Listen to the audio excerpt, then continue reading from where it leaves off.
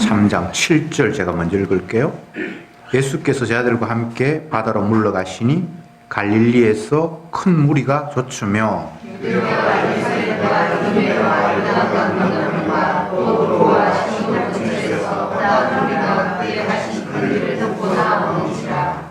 예수께서 무리에 에워싸 미는 것을 면키 위하여 작은 배를 등대하도록 제자들에게 명하셨으니 이는 많은 사람을 고치셨으므로 여기 고생하는 사람이 예수를 만나고자 하여 이르니 아니로다.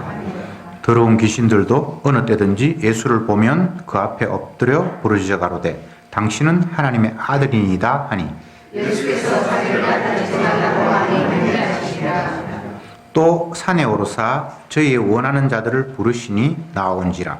이에 열두를 세우셨으니 이는 자기와 함께 있게 하시고 또 보내사 전도도 하며 귀신을 내어 쫓는 권세도 있게 하려 하심이로라. 이 열두를 세우셨으니 시몬에게 베드로를 알려고 하셨고 또 세베대의 아들 야고보와 야고보의 형제 요한이니 이 둘에게는 보아느게 곧 우레의 아들이란 이름을 더하셨으며 또 안드레와 빌립과 바도로베와 마테오와 도마와 알레오의 아들 야고보와 미타데와 가나안 시몬이며 또 가룟 유다니 이는 예수를 판자르라. 아멘. 방금 같이 읽었던 본문은 두 가지 이야기를 담고 있습니다. 한 가지는 예수님께서 갈릴리 쪽으로 가셨는데 많은 무리들이 찾아왔고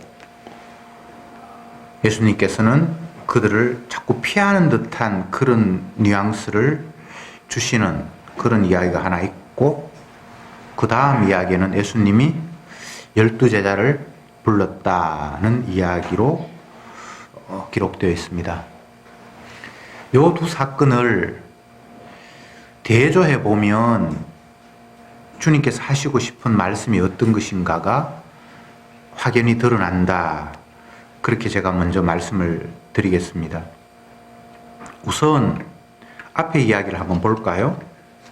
7절에 예수님이 제 아들과 함께 바다로 물러가시니 이렇게 돼 있죠. 왜 물러가셨다라고 했을까요? 그건 그 앞부분의 본문과 연관이 있습니다.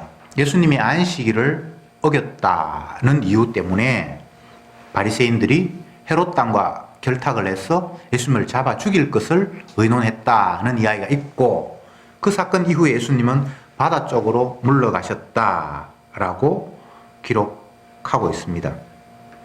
그런데 13절에 보면 제 아들을 부를 때 13절에 또 산에 오르사 이렇게 돼 있죠. 그러니까 앞에 쪽은 바다 쪽으로 피해 갔다 그러고 이제는 또 산에 올라갔다 그러고 요 이야기는 계속해서 예수님을 잡아 죽일 무리들을 이제 조금씩 피해 다니시는 그런 뉘앙스를 성경이 표현하고 있습니다. 그전에는 이런 식으로 피하는 모습은 많진 않았는데 이제 본격적으로 조금씩 피해 가시는 그런 상황을 성경이 설명하고 있습니다. 바다 쪽으로 가셨는데 역시나 사람들이 몰려왔고 몰려온 대부분의 사람들은 병든 사람이라서 예전에 주님께서 병자를 낫게 하셨다는 소문을 들어서 자기도 질병에서 나았으면 하는 간절함으로 예수님께 모여들었고 너무 사람들이 많이 모여드니까 예수님이 그들 피하기 위해서 제자들에게 바다에 배를 좀 띄우라고 해서 배를 등대하시고 그들에게 뭔가 말씀하셨다는 이야기가 기록되어 있고 또 심지어는 귀신 들린 사람까지 주님께 몰려와서 부르짖고 당신이 하나님의 아들이지 않습니까? 라고 떠들었을 때 예수님이 그들에게 자기를 나타내지 말라고 오히려 입을 막으셨다라고 기록하고 있습니다. 이 사건과 대비되는 사건, 바다로 피해 가셔서 이런 일이 있었고 이제 산으로 가셔서 12제자를 불렀다라고 한 사람 한 사람 이름을 거론하면서 불렀고 그들에게 권능을 주셔서 예수 그리스도를 전도하게 보냈다라는 이야기를 성경이 하고 있습니다. 앞의 사건에서는 자기를 나타내지 말라고 입을 막았고, 뒤의 사건에서는 제 아들에게 오히려 능력을 주셔서 예수님을 전하라고 이야기를 했고, 굉장히 대조적인 이야기죠. 그런데 왜 한쪽에서는 입을 닫게 하셨고 한쪽에서는 적극적으로 전도하게 하셨을까? 이 부분을 우리가 좀 생각해 보아야 됩니다. 우선 앞에 갈릴리 쪽에 있는 사람들은 스스로 자기 필요와 목적을 위해서 예수님을 찾아온 사람입니다. 병 낫기 위해서 찾아왔고, 귀신 이런 데서 추방되기 위해서 찾아왔고, 어쨌든 자기 목적을 향해서 주님 앞에 몰려든 사람들이고요. 뒷부분의 산에서는 예수님이 자기 필요에 의해서 불렀던 사람입니다. 이런 차이가 있죠. 우리는 신앙생활을 내 열심과 내 충성과 내 노력을 통해서 달성할 수 있을 것이다 라고 생각합니다. 그러나 성경을 보면 결코 그렇게 되지 않습니다. 스스로 찾아온 사람들은 자기 목적이 있고 그 자기 목적을 이루기 위해서 예수님을 필요로 하는, 예수님이 이용의 대상이죠. 그런 자들에게 주님은 자기 자신을 나타낼 수가 없습니다. 그래서 그들이 심지어 귀신이 당신은 하나님의 아들입니다, 이게 틀린 말이 아닌데 입 다물어, 더 노골적으로 이야기하면 주둥이 닥쳐, 아가리 닥쳐, 이런 이야기가 예수님께서 자기를 나타내지 말라 경계하셨다라는 표현입니다. 그러니까 스스로 자기 목적을 가지고 찾아온 사람들이 자기의 지식을 가지고 예수님이 이런 분이다 저런 분이다 라고 떠들면서 자기 목적 이루려고 하는 그들을 향해서 입 닥쳐, 조용히 해, 나는 너희들의 이야기를 더 이상 들을 수가 없어 라고 그들을 피하셨고, 그와 반대로 예수님은 자기가 필요한 사람들을 직접 한 사람 한 사람 불러 모으셔서 그들에게 권능도 주시고 지혜도 주셔서 이제 너희들이 나의 주됨을 증거해 라고 말하라고 하셨습니다. 이 두 사건 속에서는 불러서 권능을 주시고 예수님을 전하게 하신 이들만이 참 하나님의 사람이다 라고 말씀드릴 수 있습니다.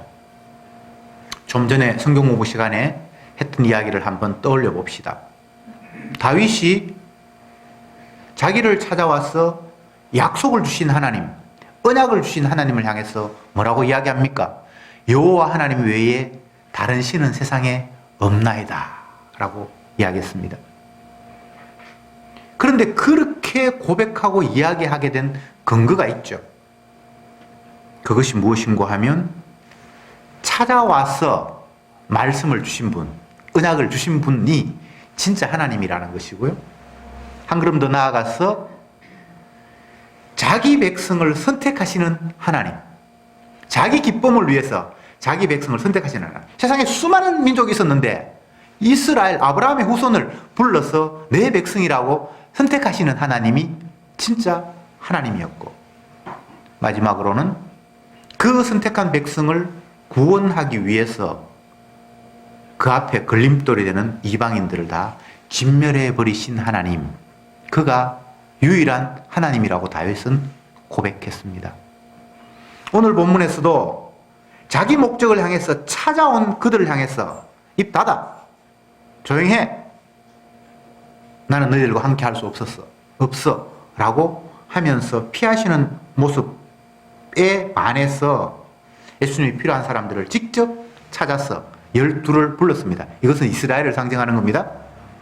12지파 직접 주님이 찾아가셔서 이리 와, 내가 너를 택했어 라고 하나하나 불러 모으시는 그 대조적인 양상, 이것을 통해서 주님은 자기 백성에게 찾아가시는 분, 자기 백성을 자기가 원하는 사람을 택해서 직접 부르실 때만이 자기 백성이 된다라는 사실을 본문을 통해서 확인할 수 있습니다.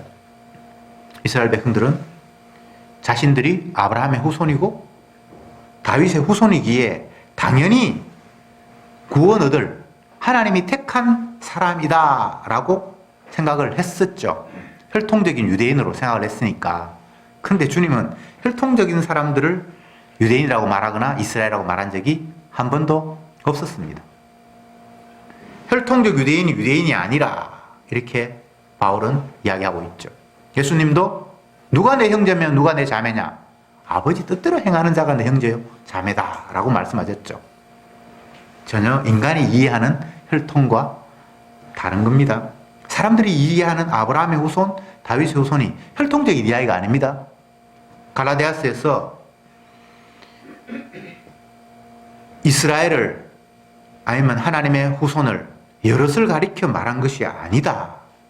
예수님을 가리켜서 말했다라고 단정지어 이야기하고 있습니다.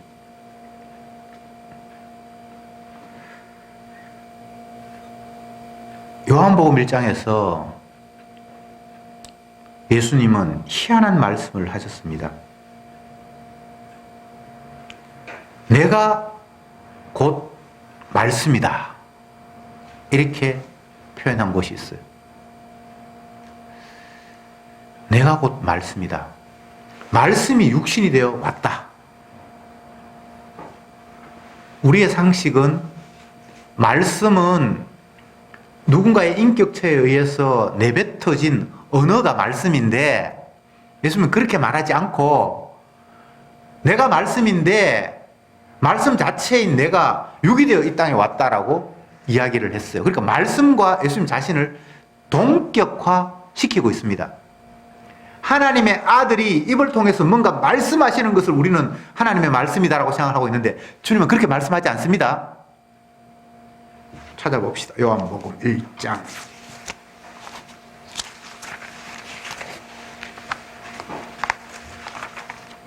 14절.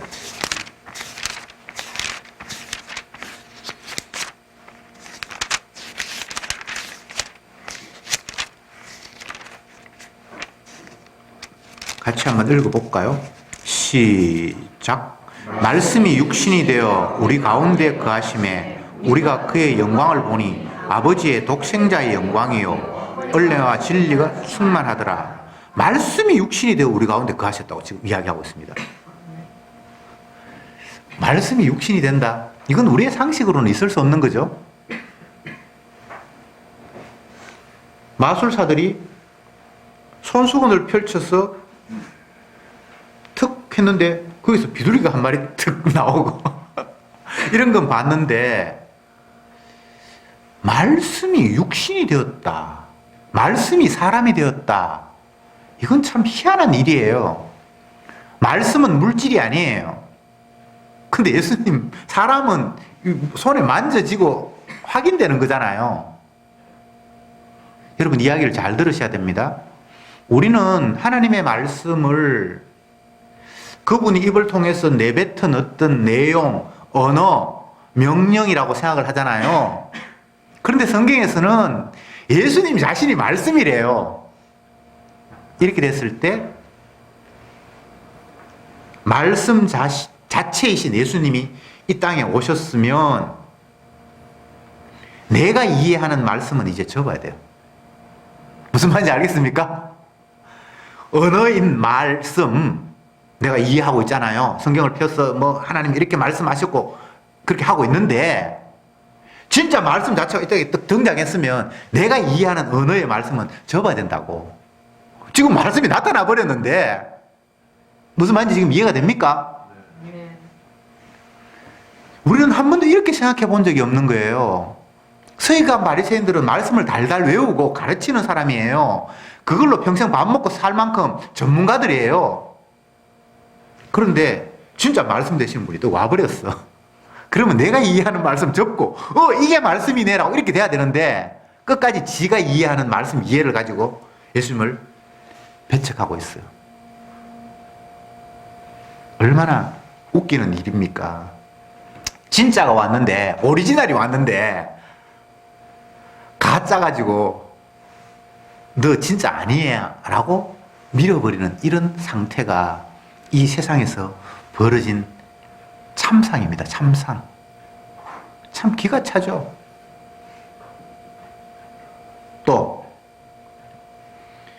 예수님 자신이 말씀이고 그분이 참이잖아요. 진리잖아요. 그렇게 그분이 나타나셨으면 이제 내가 생각하고 내가 알고 있는 것들은 거짓이다라고 그냥 판정해주면 되잖아요. 참이 나타났으니까 내가 그동안 알고 있었던 것은 거짓으로 드러났잖아요. 그런데 끝까지 자기가 알고 있는 게 참이라고 진짜 참을 거짓으로 몰아세워버리는 이런 일이 발생을 했습니다. 그리고 한 걸음 더 나아가서 예수님이 행하시는 일, 안식일에 환자를 고치기도 하고 또 병든 자에게 병 치료가 아니라 죄 사함을 받았느니라고 선언하시기도 하고 여러 가지 하시는 일들, 언어들, 그것들이 율법을 이루시는 일, 율법에 순종하는 일, 율법을 성취하는 일이거든요. 그런데 사람들은 지가 율법을 지킨다고 예수님이 율법을 어긴다고 판정을 했어요. 예수님이 안식일 날 질병을 고치시면서 이 내 행위가 너에게 진정 안식을 주는 거야 라고 안식일을 지금 이루고 있는데 사람들은 자기 안식일 개념 가지고 일요일날 일하면 안 되는데 안식일날 일하면 안 되는데 저 사람이 일을 해 라고 손짓을 하는 이런 희한한 일이 지금 벌어지고 있는 거예요. 주님의 일하심 앞에 나의 행위는 다 죄로 돌려야 돼요. 이거 의미 없음으로 접어야 돼요. 그런데 끝까지 자기 행위가 의미가 있다고 생각하는 거예요. 나는 일에 2번 금식하고 11조 하고 하루에 3번 기도하고 주님의 행위가 지금 앞에 있는데 내 행위 자꾸 드러내는 거예요. 하나님의 의를 생각하지 않고 자기의 의를 지금 들어밀고 있는 거예요. 이게 오늘날 이 땅을 살아가는 종교인들의 양상입니다. 간증하는 사람들 이야기 한번 들어보세요. 다 지행이 자랑하고 있잖아요. 40일 금식했다 그러고 뭐 했다 그러고 뭐 했다 그러고 주님의 행하심이 성경에 엄연히 있는데 그거 접어놓고 지 행위를 드러내고 있는 거예요. 다시 본문으로 돌아가서 예수님이 바닷가로 피해 갔는데 사람들이 구름같이 몰려들었어요. 병 낫겠다, 귀신 쫓아냈으면 좋겠다, 뭐 등등등등의 목적을 가지고.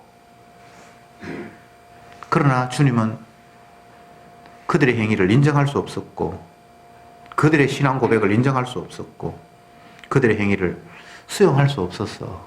조용해 입 닫아. 나는 너희를 받아들일 수가 없어 라는 식으로 말씀하셨다는 것. 그리고 그와 전혀 다르게 산으로 가셔서 한 사람 한 사람 자기에 필요한 사람들을 불러서 그에게 지혜도 주시고 능력도 주시면서 나를 전해라, 적극적으로 나에게 대해서 말하라 라고 이야기했던 이 대조, 이걸 우리가 쉽게 넘겨버려서는 아니 됩니다. 예수님은 우리가 찾는다고 나타나신 분이 아니에요. 그분이 찾아오셔야만 나는 그분을 알 뿐이에요. 다윗에게 나타나셔서 그에게 말씀하시고 언약을 주셨을 때 다윗은 당신만이 유일한 진짜 하나님이셨군요 라고 고백하듯 인간이 스스로의 열심과 노력과 충성으로 하나님을 만날 수도 없고 알 수도 없고 더더욱 깨달을 수도 없습니다. 주님이 찾아오신다는 것은 우리가 할 수 있는 일이 아니에요. 성경에서 믿음을 하나님이 주신 선물이다 라고 이야기했잖아요. 선물은 주시는 분이 있어야 선물이라는 개념이 생기죠. 내가 선물을 만들거나 어떻게 할 수가 없잖아요. 믿음은 하나님의 선물이에요. 주님이 주셔야만 받는 거예요. 내가 열심히 내고 충성한다고 해서 믿음이 오는 게 아니에요. 나는 은혜 줄 자에게 은혜를 주고 긍휼히 여길 자를 긍휼히 여기겠다라고 일방적으로 선언하시는 분이에요. 나는 야곱은 사랑하였고 에서는 미워하였다라고 일방적으로 선언하신 분이에요. 나는 그들이 선이나 악을 알기 전에, 그들이 태어나기 전에 이미 결정했다라고 말씀하신 분이에요. 이렇게 되면 인간의 노력이라는 게 다 헛짓이에요. 나는 순수하다. 그거 거짓말이에요. 나는 주님을 위해서 봉사한다. 다 거짓말이에요. 오늘 앞부분 본문에 나타난 사람들처럼 지목적 향해서 예수님을 찾았지 순수한 거 없어요. 뭐가 순수해요? 순진무구 그런 거 없어요. 우리는 이미 선악과를 따먹었기 때문에 생각하는 것이나 모든 것이 어릴 때부터 악함이라. 바깥에서 입으로 들어가는 것이 너를 더럽게 하는 것이 아니라 네 속이 이미 더럽다. 그래서 입에서 나오는 거 모든 게 다 사람에서 나오는 것은 다 추악한 것이다. 하나님 나라에 합당한 것이 없다 라고 선언을 하셨습니다. 여러분, 도대체 신앙이 뭡니까? 믿음이 뭡니까? 믿는다는 것은 주님의 약속을 믿는 거잖아요. 내 생각을 믿는 게 아니잖아요. 내 판단을 믿는 게 아니잖아요. 내 경험을 믿는 게 아니잖아요. 주님이 말씀하셨기 때문에 그것이 믿어질 때에 그것이 성경이 이야기하는 믿음이거든요. 에서나 야곱이 선이나 악을 생각하기 전에, 그가 태어나기 전에 이미 내가 야곱은 사랑하였고 에서는 미워하였다고 말씀을 하시면, 아, 주님이 사랑했기 때문에 그는 주님을 영접할 수밖에 없고 결국은 영생을 얻을 수밖에 없었구나. 반대로 에서는 그가 잘못했기 때문에 버림받은 것이 아니라 이미 주님이 그를 버림의 카드로 사용하셨구나. 그게 그냥 믿음의 선물로 온 자는 아멘이 되는 거예요. 이게 기적이에요. 불치의 병이 낫는 것을 기적이라고 사람들이 생각하는데 그건 정말 사소한 일이에요.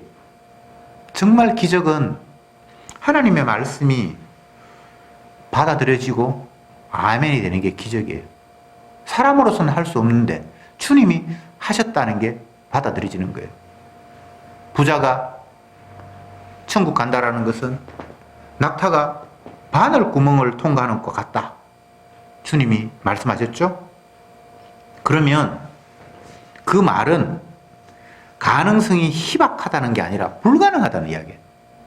낙타가 바늘구멍으로 통과 못하거든요. 희박한 게 아닙니다. 안 된다는 이야기입니다. 그 증거가 그 뒷부분에 나타났잖아요. 사람은 할 수 없으되 하나님은 하신다.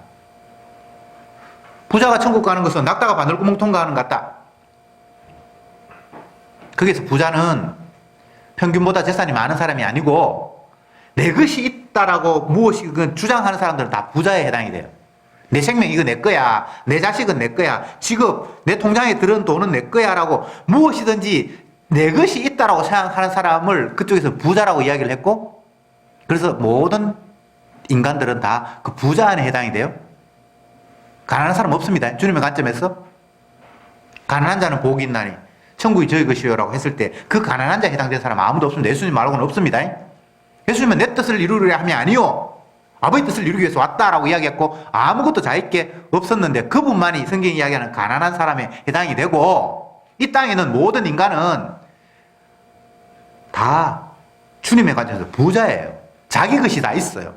그 자기 것이 있는 사람이 천국 간다는 것은 낙타가 바늘구멍 가는 거하고 똑같다라고 얘기했을 때 얼마나 제 아들이 당황을 했으면, 그러면 누가 천국 갑니까? 깜짝 놀랐어요. 그 표면적인 성격에는 깜짝 놀랐다가 없어요. 이게 드라마가 아니라 이게 문장으로 기록이 되어 있으니까. 그러나 제 아들은 깜놀 맞습니까? 정말 충격이었어요. 자기들은 천국 가겠다고 뭐 어쨌든 하늘나라 상급 받겠다고 자기들끼리 경쟁도 하고 뭐 별일이 다 벌어졌는데 짓거 있는 사람은 천국 못 가라는 이야기를 주님이 던졌을 때 얼마나 그게 충격이었겠습니까? 자기들은 합격 통지서가 날라왔기 때문에 이제 입학했다고 생각한 거예요. 그런 거 똑같은 거예요. 요즘 지금 막 수시가 발표돼서 합격됐다고 막 기뻐하는 사람들도 있던데 어쨌든 그렇게 됐을 때는 아 이제는 합격했구나라고 당연히 생각했을 거예요. 제 아들의 입장이 그랬어요. 그랬는데 주님이 자기 소유가 있는 사람은 천국 못 가라고 이야기했을 때 그러면 천국 누가 가는데요? 당연히 이런 질문이 나오겠죠. 그럴 때 예수님이 너희들은 못해. 사람은 할 수 없어대. 하나님은 하셔. 야, 이 주님의 말씀이 복음의 기쁜 소식이에요. 그런데 이게 안 믿어지는 사람은 계속 지가 하려고 해요. 바늘구멍을 넓히든지 낙타인 자기를 다이어트 하든지 이 짓 하고 있어요. 지금 오늘 종교인들의 모습이 우리들의 모습이 그 모습인 거예요. 기가 찬 노릇이잖아요. 사람은 할 수 없어도 주님이 하신다라는 그걸 믿으면 되는데 이 미친 인간들이 바늘구멍을 넓히면 내가 통과할 수 있을까? 내가 얼마나 다이어트하면 낙타인 내가 줄이면 바늘구멍을 통과할 수 있을까? 이 짓을 하고 있다고요. 참 기가 차죠. 근데 우리의 모습이 그러해요.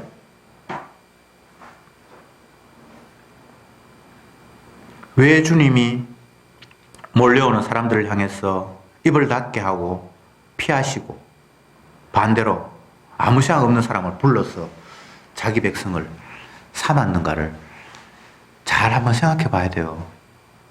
주님은 사람의 손으로 드리는 것을 받으실 수 없는 분이에요. 왜? 더러우니까. 그래서 친히 자기가 갖기를 원하는 생명들을 창조하고 만들어내시는 분이에요. 그래서 더러운 내가 주님 앞에 접근해서 만나주시는 분이 아니에요. 응? 주님이 나 만나주시던데 내 기도했을 때 응답해 주시던데 그건 다른 하나님이에요. 내가 지어낸 하나님. 기도 응답받았다는 사람 많아요. 혹시 여러분들도 뭐 기도 응답 네 이거는 확실히 받았습니다. 그거 아니에요.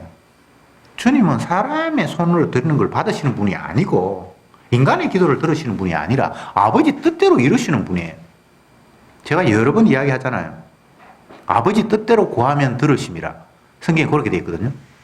근데 아버지 뜻을 내가 모르는데 아버지가 누군지도 모르는데 요한복음에서 나 외에는 아버지를 아는 자가 없고라고 아예 못을 박았잖아요. 그걸 종합하면 아버지 뜻대로 구하시면 들으심이라는데 해당되는 사람이 누구예요? 예수님만 아버지가 아는데 아버지 뜻대로 구하시면 들으시라는 말을 말했으면 거기 해당되는 사람이 누구냐고. 예수님밖에 없잖아요. 이게 어렵습니까? 다시 이야기할게요. 예수님 말씀하시기를 나 외에는 아버지를 아는 자가 없고라고 얘기했어요. 근데 또 예수님 성경에서 아버지 뜻대로 구하시면 들으심이라고 얘기했어요. 그러면 아버지 뜻대로 구할 사람도 예수님밖에 없고 기도 응답 받을 수 있는 분이 예수님이잖아요. 어려워요? 근데 왜 내가 기도 응답 받았다는 거짓말로 해요? 어디 기도 응답가 사실 기도 검색해가지고 우리 아들 합격했다고 뭐 별짓을 다 해요. 어떤 목사는 지가 40일 금식 기도하니까 어느 지역에 예배당지라 그래가지고 지금 이렇게 크게 됐다고.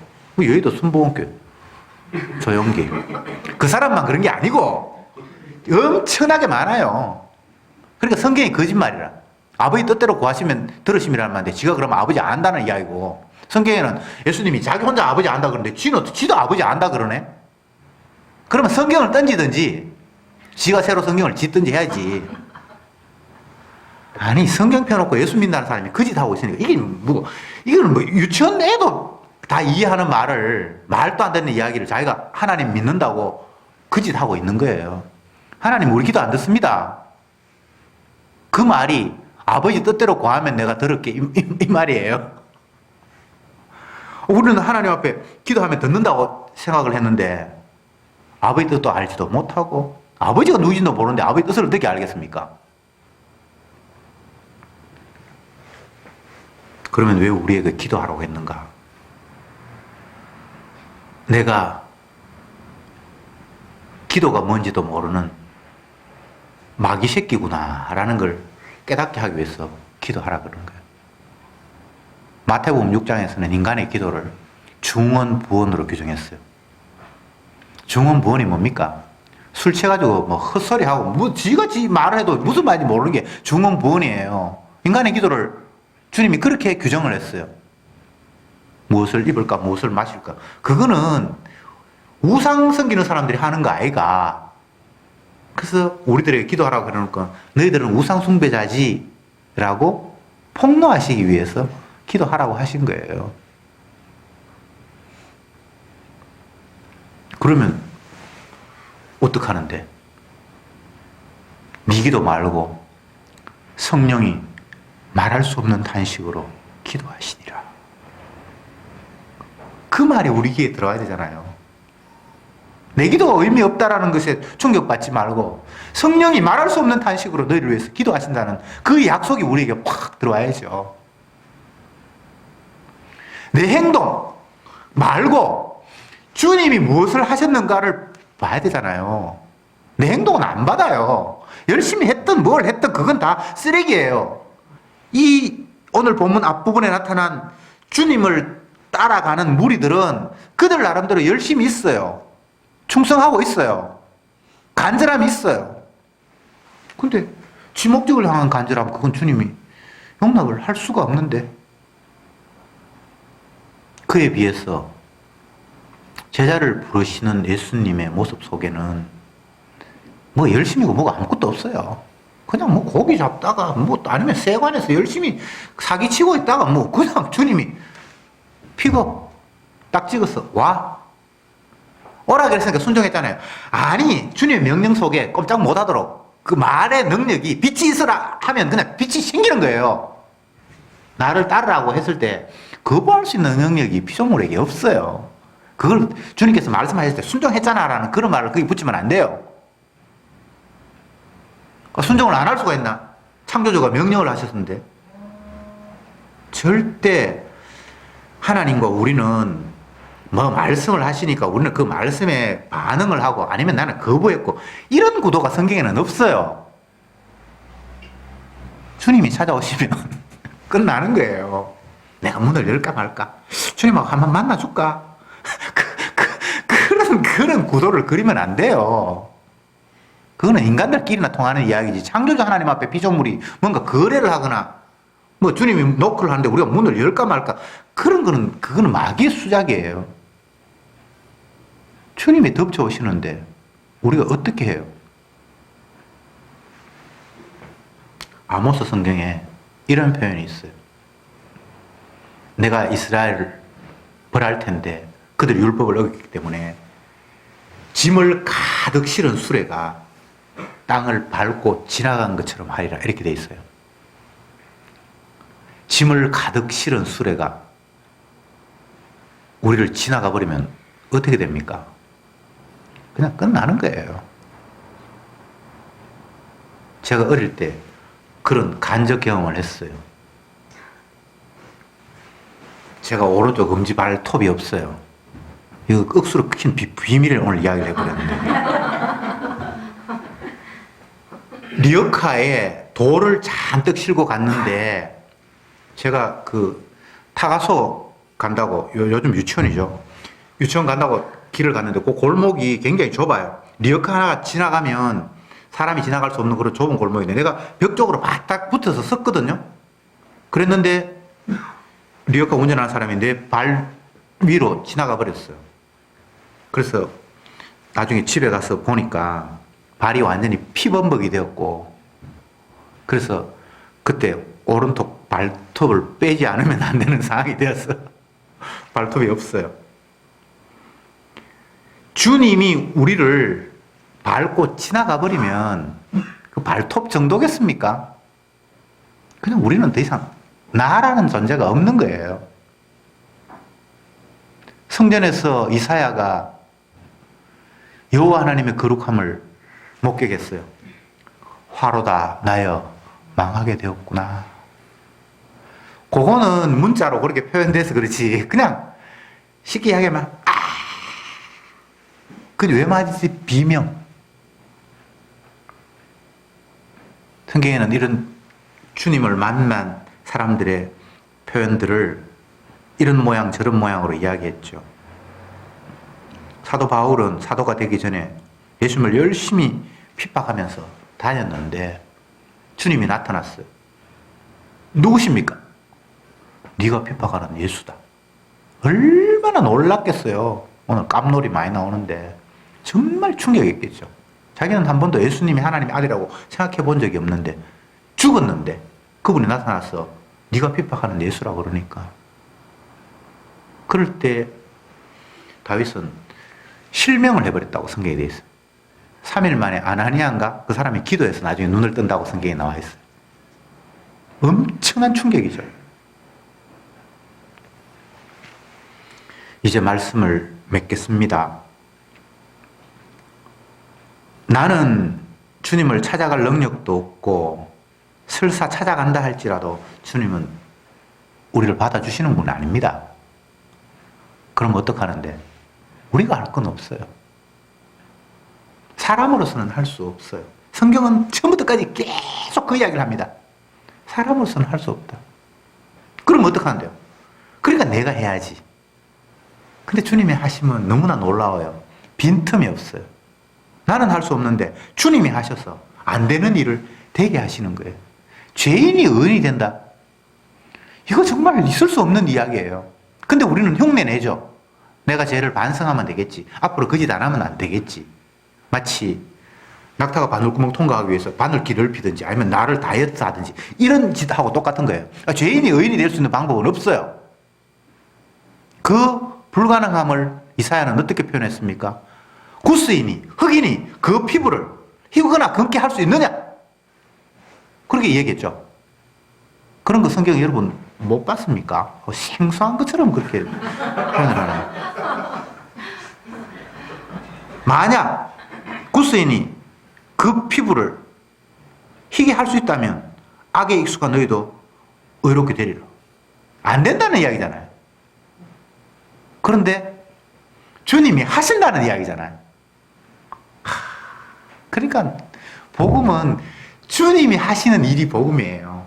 우리가 어떻게 해보겠다라는 게 아니고 아무리 여러분 뭐 발버둥 쳐도 그거 그냥 죄입니다. 욕망 덩어리예요. 나 이렇게 열심히 했어요. 너는 주님 안 찾았잖아. 나는 찾았어.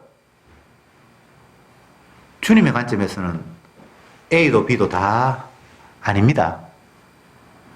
내가 기뻐서 찾아가는 자.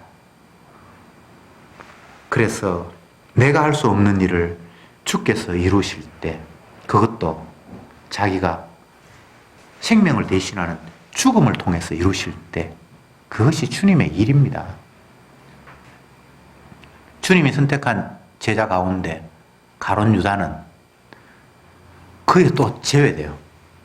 이건 또 따로 길게 설명을 해야 되는데 오늘은 뭐 그건 하지 않고 어쨌든 주님이 선택하셔야 되지 인간이 주님을 찾아간다는 것은 신앙이 아닙니다. 예수님은 자기 백성의 죄를 위해서 이 땅에 오셨고 그 죄인을 의롭게 하기 위해서 대신 십자가에서 죽으셨습니다. 그것이 유일한 약속입니다. 기도합시다. 주님 감사합니다. 오늘 이 시간도 다시금 주님의 약속을 되뇌이게 됨을 진실로 감사합니다. 인간의 노력으로 내 필요와 목적을 따라서 주님을 찾는 것들이 얼마나 어리석은가를 다시 한번 확인했습니다. 저들이 바랄 것은 오로지 주님이 찾아오심 외에는 없습니다. 그러나 주님께서 찾아오실 것으로 끝나는 것이 아니라 능력도 주시고 믿음도 주시고 선물을 주셔서 주님을 알게 하시고 전하게 하시니 이것이 바로 주님의 약속이 틀림없다는 사실을 우리에게 확인시키신 주님의 사랑입니다. 약속도 아닌 것에 욕심 부리지 말고 온전히 약속만 바라며 기뻐하는 저들이 되게 하옵소서. 예수님의 이름으로 기도드립니다. 아멘.